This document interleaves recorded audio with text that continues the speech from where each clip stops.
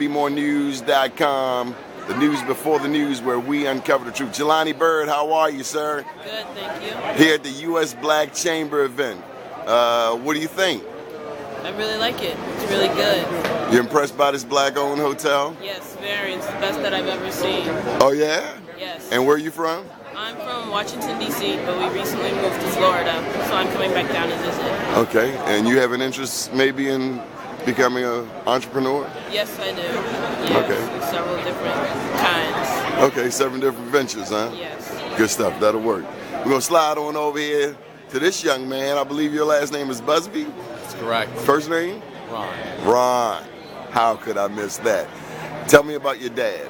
He's the head of this U.S. Black Chamber. How does it feel to be the son of a famous man? I don't know about famous, but I know he'd like to say that. It's amazing to be able to be here and see the work that his organization is being able to do for black entrepreneurs and black companies, and being able to advance the agenda not only in the private sector but in the public sector. How do you think the economy is faring as it relates to, especially our businesses, black business? You think the economy is getting better? I think you can see with the recent job numbers that the economy is getting better, but it doesn't necessarily say that it's getting better for everybody.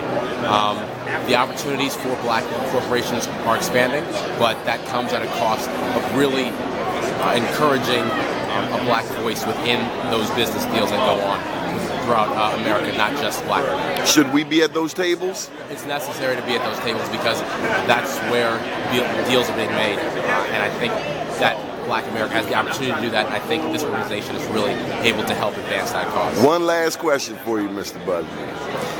How do we get more of your peers to think like you, to be involved, to be interested in a black chamber, in entrepreneurship, in linking with colleagues around the country? You're on the threshold of national leadership, Mr. Busby. I think it's important to provide access and education.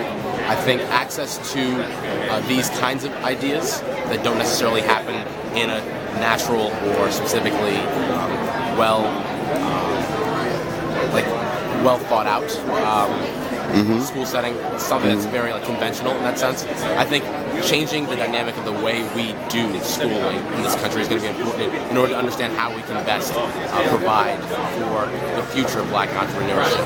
So I think access to those ideas and a conversation about how we can better educate people is going to be really at mainstream schools and HBCUs as well? Of course. I think HBCUs are really doing an amazing thing in encouraging black identity, but also it's important that they enforce and encourage a sense of black leadership, and that comes not only politically but economically. $1 trillion.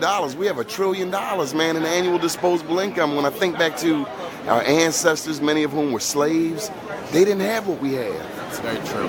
We should be able to do more, shouldn't we? We should, and I think we are, and I think this organization is an example of such. So I'm glad that we have organizations like this to advance black causes. We're very proud of you, Mr. Busby. Keep watching BeMoreNews.com, the news before the news, where we uncover the truth.